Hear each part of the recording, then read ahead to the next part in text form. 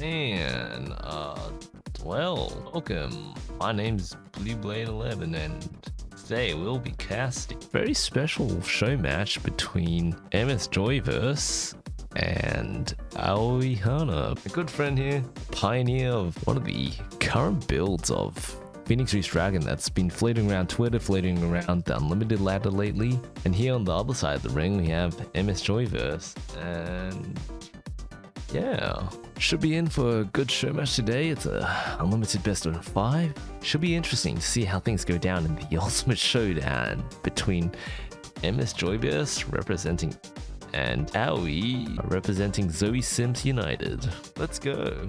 And it looks like Joy will in fact be bringing the great trio of Shadowcraft, Runecraft, and Havencraft, while on the side of Aoi, he will be bringing Dragoncraft, Runecraft, and Shadowcraft. And of course, the ultimate prize is, well, a bunch of Samus Ludes. Let's just go with that.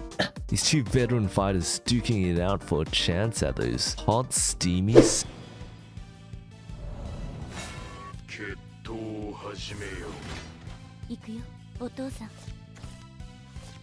Hey, and so the first match will actually be that Shadowcraft mirror, and as I suspected, both sides have brought the 100% classic Minthe Shadow. Whoa, and Aoi there ready with the wombo combo. Having said that, we'll just have to wait and see.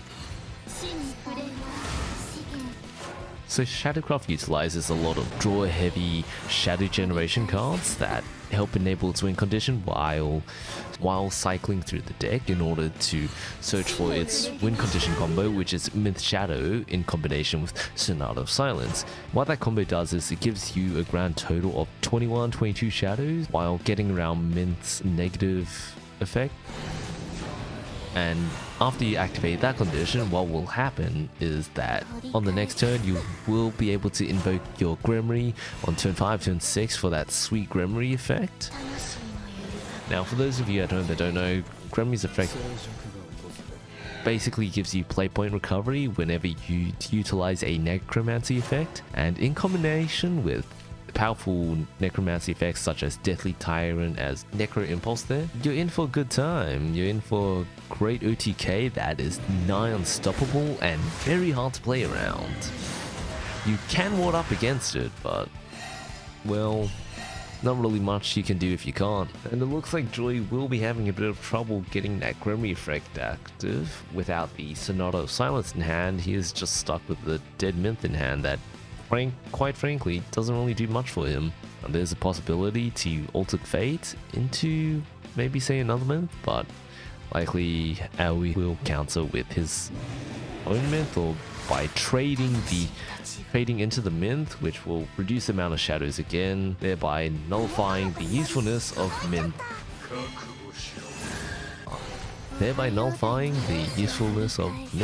And he will go for the Jack Shovel into guild cycle there, hopefully to draw into another card that can maybe help him win the game. Demonic Recession onto one of his one-set followers. It does look like that he will cut the timer there. Things are looking tough for the man. Not much he can really do at the moment. For his turn 6 play looking to be a very likely Minthe into Grimoire effect into Ghastly Grasp to refund all the shadows, or he could just go with that. Wow, okay, that's a bit of a ballsy move. I wouldn't even have done that myself, but what can you do? Definitely not the play I would have gone for there, especially when you're trying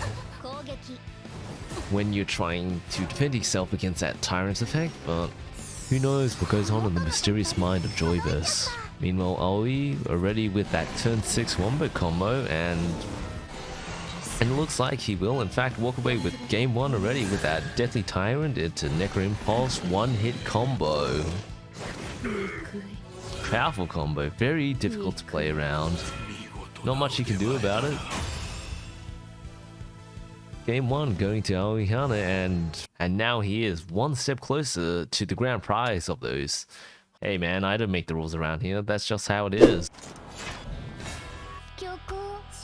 Yet again, it's another mirror, and it does look like in fact that both players are running some variation of Stormbeast Rune. Stormbeast Rune? Yeah, Storm Boost Rune, let's go with that. Knowing Joy, however, he may be running the Dimension Shift version of Spell Boost Rune. Ah, there it is. There's the boy. There's the card. While on the side of Aoi, we have yet to determine which brand of the deck he is going to be running. Looking at his hand, it could be either or. Those are commonly shared cards between the two archetypes after all. Crystal Fencer, alright, that's an immediate indicator to me that he is in fact paying Dimension Shift Rune.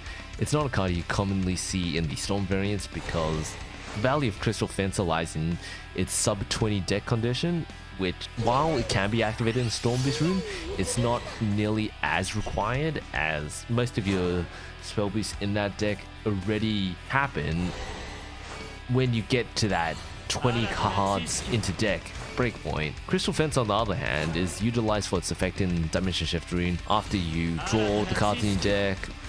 Interesting thing to note is that normally you try to avoid playing that Earth Sigil from the Clark Accelerate in the mirror matchup because of the existence of Kaleidoscope.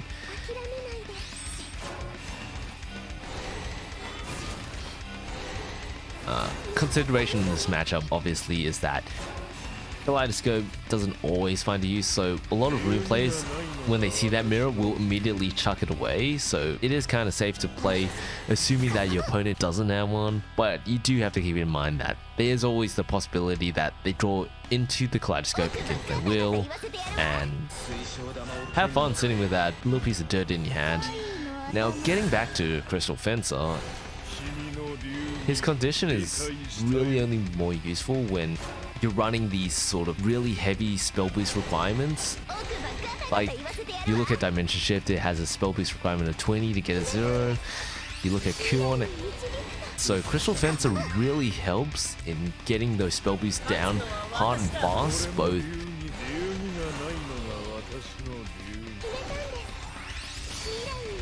late on in the game when you need those spell boosts that are just freshly drawn into your hand to go down quick snappity snap, and when you've already got those cards kind of like sitting there in your hand half boosted and you just need that extra little push to push them towards cost 0. That's why Dimension Shift builds these days tend to run Crystal Fencer in the same slot as Kyoka, in the same slot as maybe your 2-mana spell boost, whatever you happen to be running. While I haven't been paying attention, it does appear that Aoi will be maybe walking away with game 2 of this best of 5 for Samus Leeds Cup.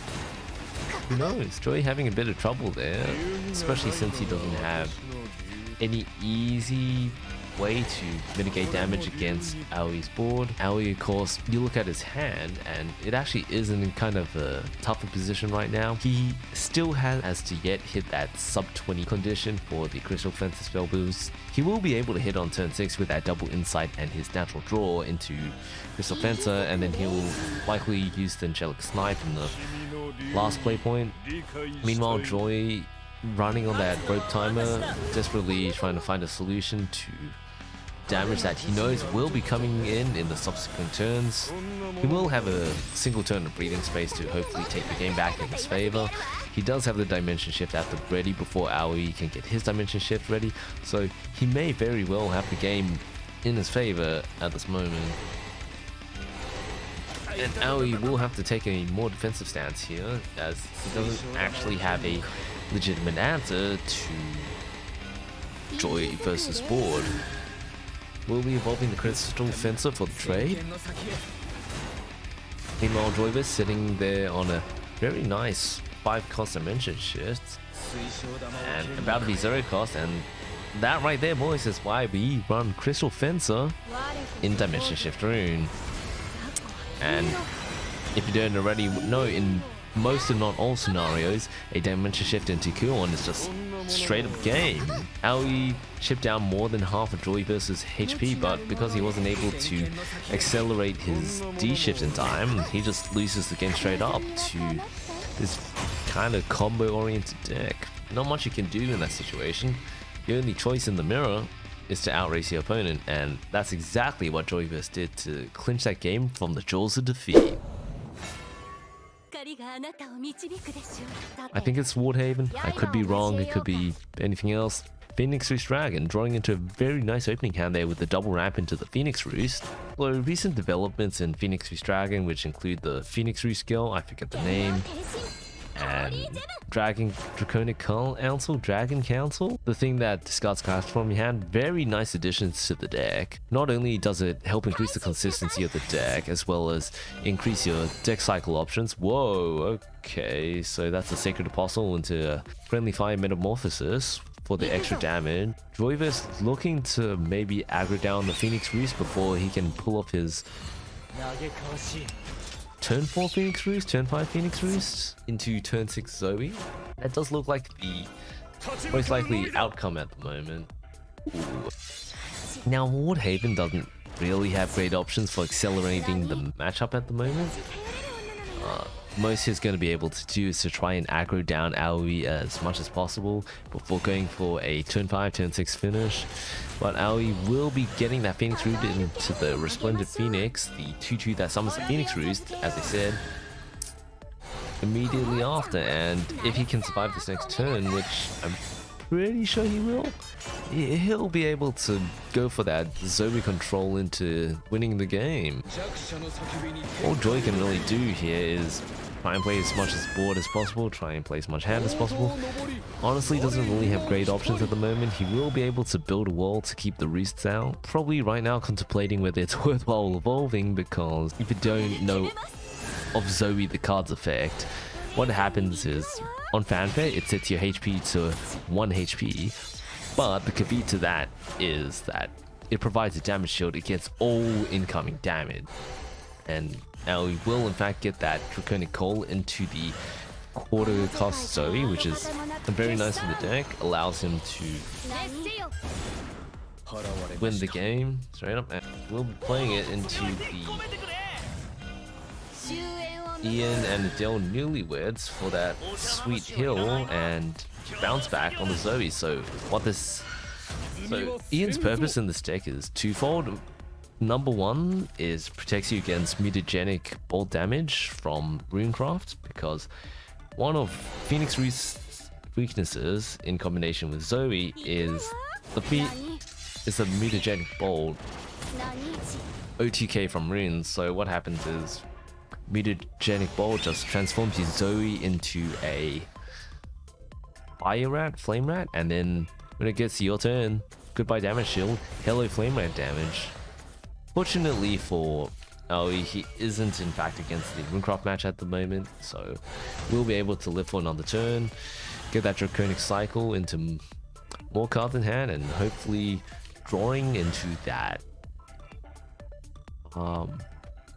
Definitely looking to draw into that Dagon Zell combo, I believe.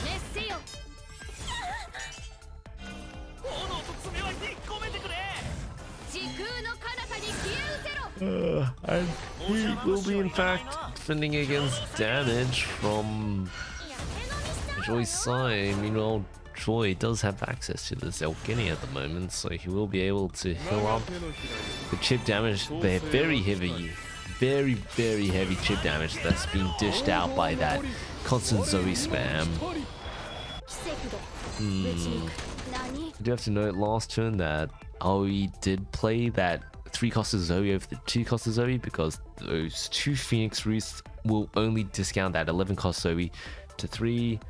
If he played this 2-cost Zoe, he would lose the value of the 2-cost Zoe. What he's probably hoping for is going to be able to go for that, maybe that Zoe OTK or chip damage from the Zoe into a, how do they say it? Chip damage from the Zoe. We'll in fact play that world to maintain a little bit of board and deal with Joyverse's board. I thought for a second he was going to hold back and play the Zoe, but it appears not, and he is in fact out of the bowl. We'll be going straight for the face. Face is the place after all. So Phoenix Roost these days plays a little bit more like a control deck with constant Zoe spam and then bouncing the Ian, utilizing the world to heal up damage. Most of the time you're going to be on 1 HP from the Zoe effect, so the world is very nice in that regard, in that you'll be able to consistently proc it. Joyverse meanwhile is attempting to, unlike the last time he used Pure Metamorphosis, he will in fact opt to turn his own follower into a Sacred Teachings, and definitely looking for that Holy Falcon Lethal.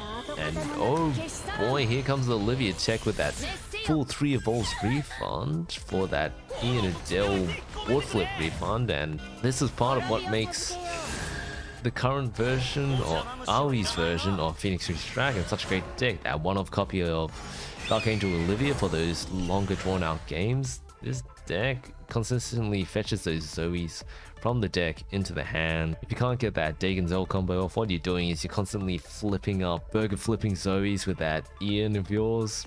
And when you run out of evolves, you just play that 3-cost Olivia that's been discounted by the Phoenix Roost for maximum damage. Droid definitely struggling to deal damage to a face that doesn't take any. Doesn't have any good draw engines, or doesn't have any good draw at the moment either, so he is opting for attempting a super defensive play. It looks like putting up wards, hopefully defending his face against the what seems to be an endless onslaught of Zoe spams. And it remains to be seen as to whether he'll be able to outlive this constant barrage of Zoe from the Zoe sim. Speaking of the devil, Aoihana drawing into yet another world, digging further into his deck, and oh boy, I gotta say, I too love the Tishin at that one of the Nori in the deck.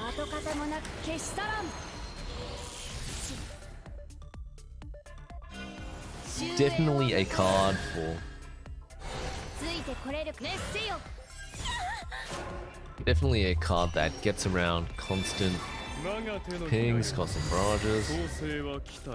Joyverse still struggling with that damage shield on the Zoe still active. He does have access to that saintly leader, however, so he will be fine for the time being, but definitely looking grim for the boy. Still has to figure out a way to deal damage to the Zoe and the world. It is nice that he has the cleft effect up, because it does in fact look like that. It's interesting. Alright, I would say that Joyverse might have had a chance if Aoi wasn't holding on to that very last Olivia in hand, which is very unfortunate. And I feel like he misplayed it a little bit when I wasn't looking. I was thinking he was going to trade one of his followers into the Zoe, and then use the Saintly Leader effect onto the Zoe to get rid of it, then use the Feather Rush to trade into the world, leaving no board for Aoi. But Aoi with that board combo, he does in fact have access to Zoe. I think the question remains as to whether he will play it here. Yeah, so he will have to play for that damage shield, but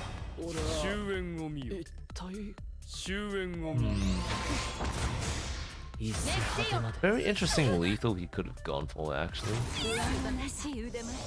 But for even more style points, he could have played the Nori there on the board of 4 in combination with the world effect, but either way, he still wins the game, wins the match, and now he is just one win away from walking away with the grand title. Runecraft was the one he didn't win with before. So back to Joyverse's Game 1 Shadowcraft against Aoihana's Game 2 Runecraft, and Joyverse walking on a tightrope here. We'll see whether he'll be able to pull off the W this time, or whether he'll flounder and sink to the bottom of the sea.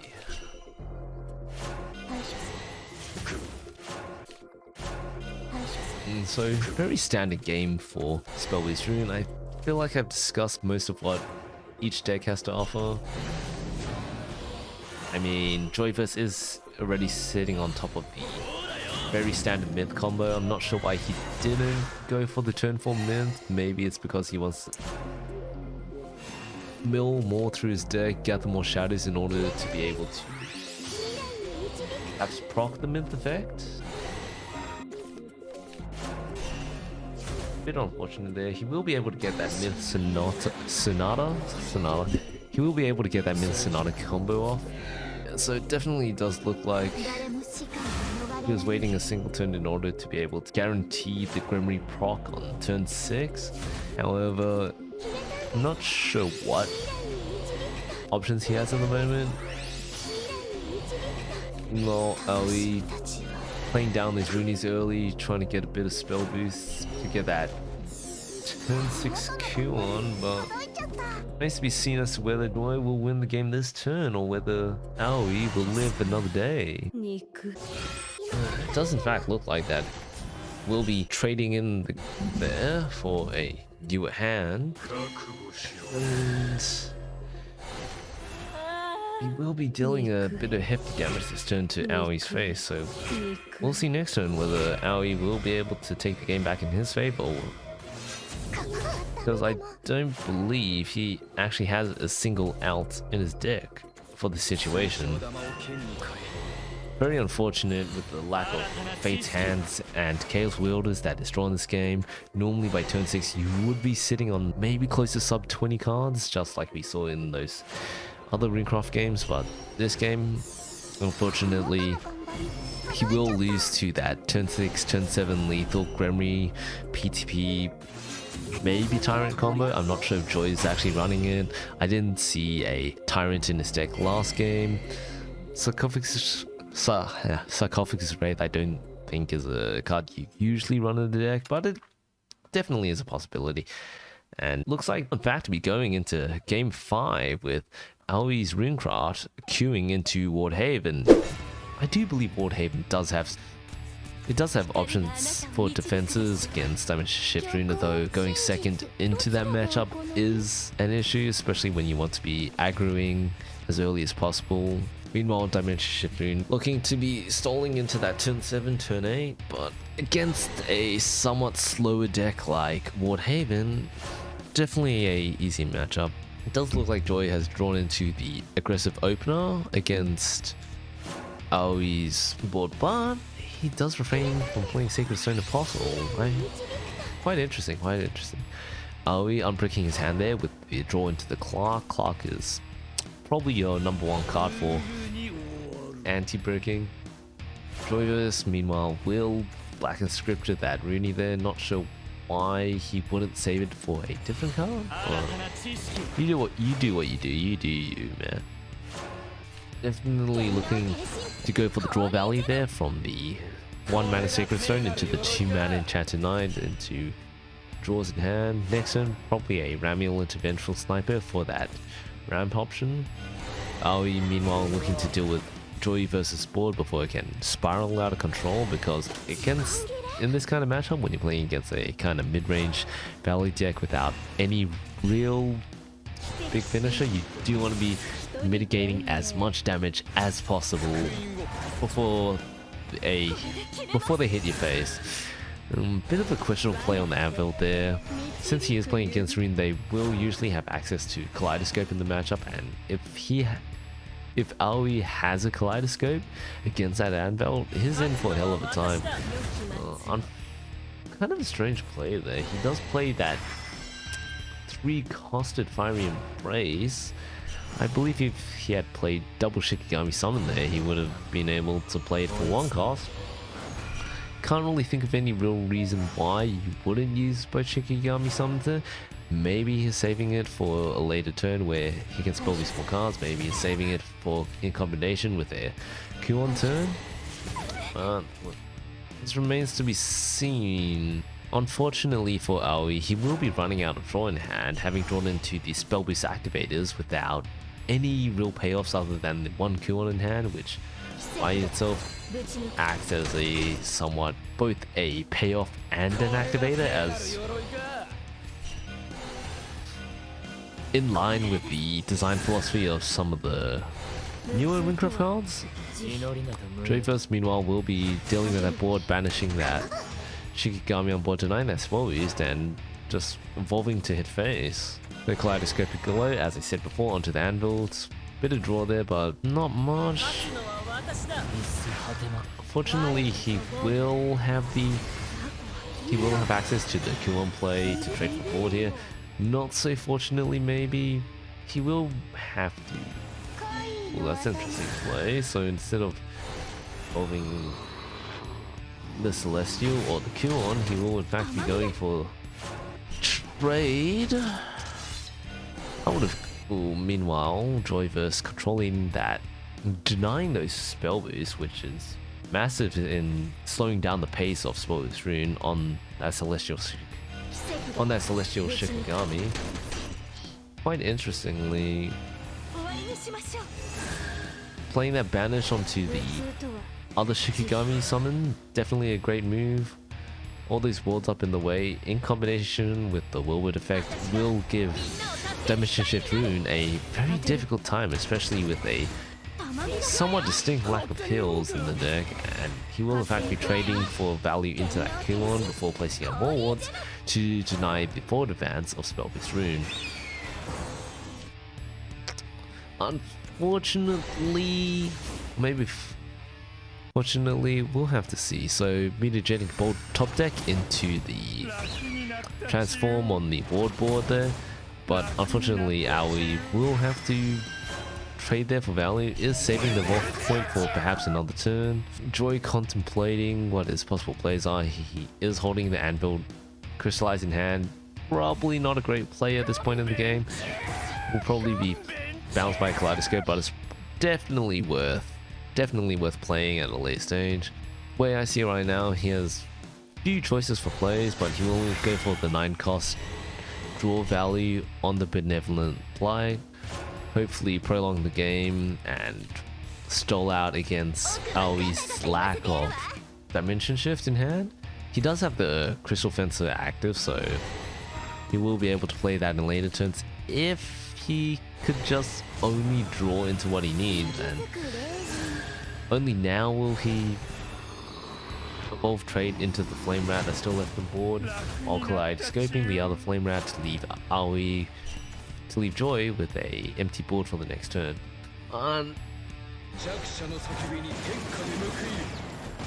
But well, as they say, that's how the cookie crumbles, and Joy top decking that Feather Rush for the lethal onto the Anvil. Game, set, match, and that's a series over, boys. Time to pack up, go home. Some quite riveting gameplay there from both sides. Very interesting game. And that's your winner right there, MS Joyverse, bringing no shame to the MS name. Unfortunately for Aoihana, the pioneer of the Olivia heal control version of Phoenix Roost, I'm sure Zoe fans united around the world are weeping as they lament their lack of flutes, and Joyverse will in fact walk away with that crown of those great flutes. Not that I can link them here, not that I can link them in the description. I'm your host, BlueBalls11. To the left, we have MS Joyverse. To the right, we have Aoihana. I'll have their socials linked down in the description below. And I'll see you next time. Peace out. And don't forget to stay tuned for part 2. Ciao.